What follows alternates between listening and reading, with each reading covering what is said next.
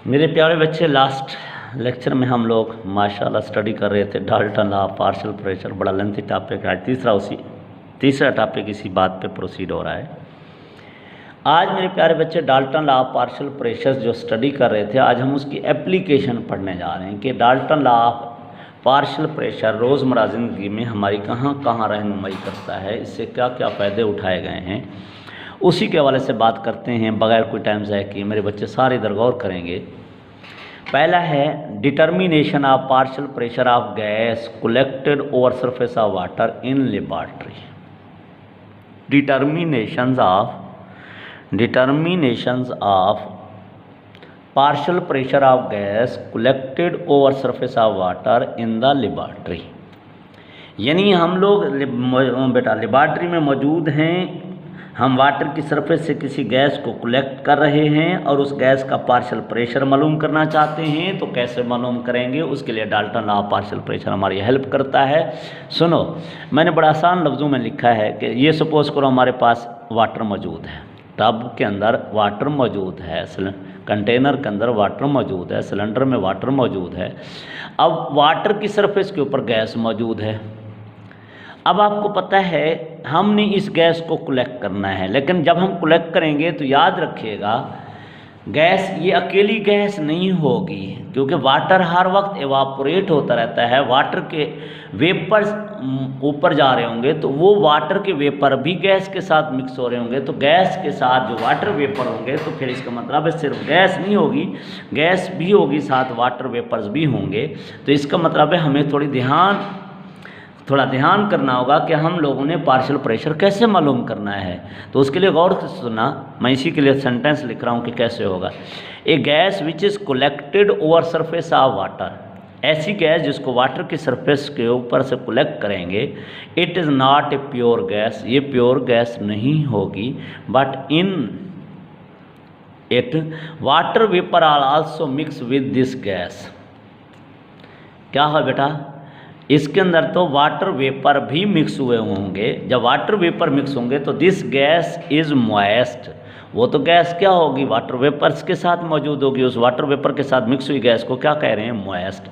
तो मॉइस्ट किसके बराबर होगा बेटा, gas plus water vapour, gas plus, इसका मतलब प्रेशर एक्सल्टेड बाय मॉइस्ट जो होगा that will be equal to pressure exalted by gas plus pressure exalted by water vapours. Pressure exalted by water vapour क्या कहलाता है, एक्वस टेंशन। तो हम इसकी जगह एक्वस टेंशन लिख सकते हैं। तो मेरे प्यारे बच्चे, हमने गैस का प्रेशर मालूम करना था, तो फिर क्या करें, इस एक्वस टेंशन को इधर ले जाएं तो पी मॉइस्ट में से किसको माइनस कर दें, एक्वस टेंशन से, तो हमारे पास इक्वेशन बन जाएगी pressure exalted by gas is equal to pressure exalted by moist minus aqueous tension. तो this is the equation which is used to determine partial pressure of any gas collected over surface of water। हम इस equation का इस्तेमाल करके उस gas का partial pressure मालूम कर सकते हैं जिसको किसके ऊपर से कलेक्ट किया गया है, वाटर की सरफेस से। इसका मतलब है हमने मॉइस्ट का प्रेशर उसमें से एक्वस टेंशन गिवन टेम्परेचर के ऊपर माइनस करेंगे, तो इससे हमारे पास क्या हासिल हो जाएगा, pressure exalted by the gas which is collected over the surface of water. ये पहली एप्लीकेशन थी कि इस तरह हमने ध्यान के साथ इक्वेशन का इस्तेमाल करते हुए किसी भी गैस का जो वाटर की सरफेस से ऊपर कलेक्ट की गई होगी उसका पार्शियल प्रेशर मालूम कर सकते हैं। दूसरी बात मेरे प्यारे बच्चे, डाल्टन लॉ पार्शियल प्रेशर हमारे लिए हेल्प करता है कि जो रेस्पिरेशंस का अमल होता है सी लेवल पे, खास तौर पे इस वक्त मैं सी लेवल के ऊपर बात कर रहा हूँ। पार्शियल बेटा respiration is due to difference of partial pressure of gases in the lungs and in the air.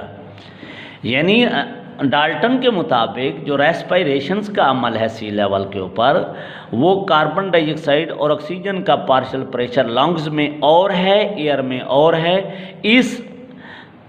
इन दोनों गैसेस के पार्शियल प्रेशर डिफरेंस होने की वजह से हम ब्रीथिंग का अमल प्रोसीड कर रहे हैं। और आप सबको पता होगा, मैट्रिक्स से पढ़ते आ रहे हैं, gases always travel from high concentration to low concentration. Gases always travel from high concentration to gases always travel from high concentration यानी higher partial pressure to lower partial pressure यानी high concentration to low concentration. अब सुनना, इस बात के लिए फिर गौर से सुनना, डाल्टन लॉ क्या कह रहा है। डाल्टन के मुताबिक partial pressure of oxygen in the lungs कितना है 116 टार, इन द एयर कितना है 159 टार। अब मुझे बताओ किस में ज़्यादा है, किस में ज़्यादा है, एयर में का ऑक्सीजन का लेवल ज़्यादा है, लंग्स में कम है, तो इसलिए ऑक्सीजन एयर से लंग्स की तरफ ट्रेवल करती है। ये difference of partial pressure of oxygen in the air and lungs आ गया। इसी तरह बेटा partial pressure of carbon dioxide high है in the lungs and low है इन द एयर, इसलिए कार्बन डाइऑक्साइड ट्रेवल करती है from lungs to air. Carbon dioxide lungs से एयर में जाती है और ऑक्सीजन एयर से लंग्स में आती है। तो इसका मतलब है oxygen flow from air to lungs and carbon dioxide flow from lungs to air. This is due to their difference of partial pressure according to Dalton law. तो रेस्पिरेशंस का अमल भी प्रॉपर रेस्पिरेशन का अमल भी डिफरेंस ऑफ पार्शियल प्रेशर की वजह से है। अब मेरे बेटा एट हाई आल्टीट्यूड, बुलंदी पे चले जाएं, ये मैंने सी लेवल पे बात की थी रेस्पिरेशंस की। अब हाई आल्टीट्यूड पे जाएं, हाई आल्टीट्यूड मीन हम लोग बात करें पायलट्स हजरात की, जितना बुलंदी पे जाते हैं आपको पता है ऑक्सीजन का लेवल कम से कम होता जाता है।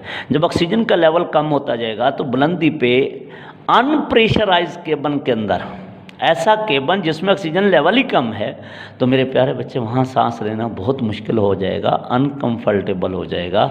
तो डाल्टन ने यहाँ पे ये भी सिखा दिया भाई जितना बुलंदी पे जाओ आपके लिए अनप्रेशराइज केबन के अंदर सांस लेने का अमल बहुत मुश्किल होगा, इसलिए अपने केबन्स के अंदर प्रेशराइज अपने केबन प्रेशराइज करके जाओ, ऑक्सीजन लेवल फिल करके जाओ, ताकि आप बुलंदी पे भी कुछ नॉर्मल ब्रीथिंग का अमल प्रोसीड कर सकें। अब देखो यही चीज़ें मैंने लिखी है आल्टीट्यूड के ऊपर। Partial pressure of oxygen is low where normal respiration is not possible, therefore pilot feel uncomfortable in breathing at high altitude in the unpressurized cabins. So for normal respiration they use pressurized cabin. तो ये भी Dalton ने बताया कि बुलंदी के ऊपर oxygen level कम होने की वजह से अनप्रेशराइज केबन के अंदर रेस्पिरेशन का अमल मुश्किल होगा, तो आप प्रेशराइज केबन लेके जाएं, यानी अपने केबन्स के अंदर ऑक्सीजन लेवल पूरा करके जाएं ताकि आप नॉर्मल रेस्पिरेशंस प्रोसीड कर सकें।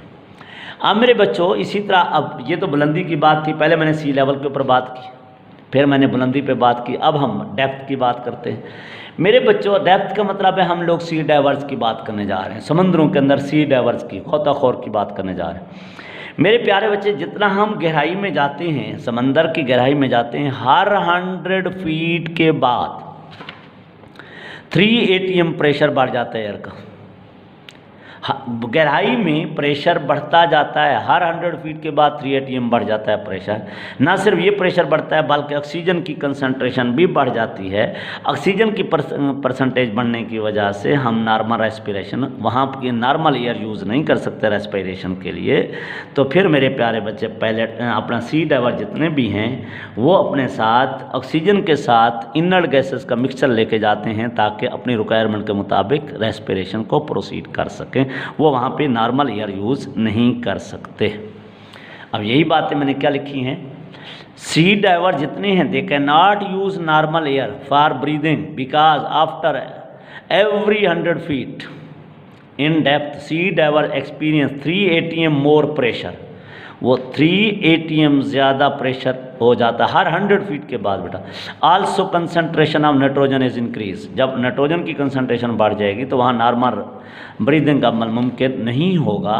तो sea diver uses mixture of oxygen and inert gas helium. Sea diver किसका इस्तेमाल करते हैं बेटा, ऑक्सीजन और हीलियम मिक्सचर का पार्शियल और वहाँ पे जहाँ पे क्या है बेटा partial pressure of oxygen is adjusted according to their requirement. वो अपनी रिक्वायरमेंट के मुताबिक क्या है ऑक्सीजन लेवल्स को एडजस्ट कर लेते हैं। तो वह मैं बार बार कह रहा हूँ वहाँ नॉर्मल एयर यूज़ नहीं की जा सकती, फिर मिक्सचर ऑफ ऑक्सीजन एंड और हीलियम इनर्ट गैस को इस्तेमाल करते हैं।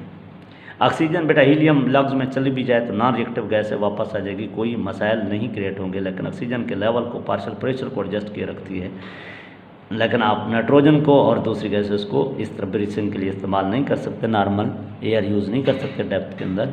तो इसलिए कुछ एहतियात करनी चाहिए, जो कि किसने बता दी हमें, डाल्टन लॉ ने बताई। These are the some important application. ये बहुत अच्छा लॉन्ग क्वेश्चन है, मेरे ख्याल में आपको समझ आ गया होगा। इसके साथ छोटा सा मैंने और डिफरेंस लिखा, डिफियन और इफियन, दो बातें शुरू से चलती आ रही हैं। What do you mean by diffusion and effusion, बहुत आसान से टॉपिक है।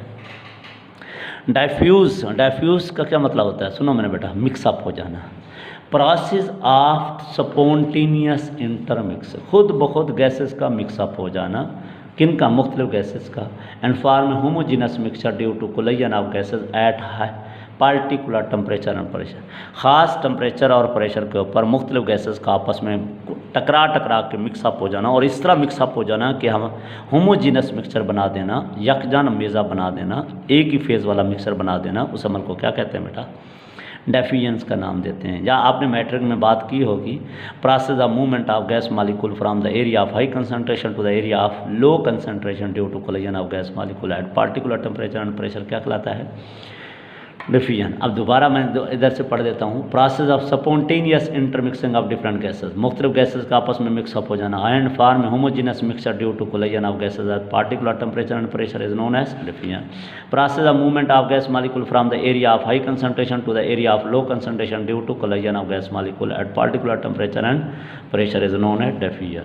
Spreading of fragrance of scent in the room, मैंने एग्जाम्पल दी है, जैसे इत्र का कमरे में फैल जाना, खुशबू का कमरे में फैल जाना, क्या कहलाता है, डिफ्यूजन की वजह से होता है।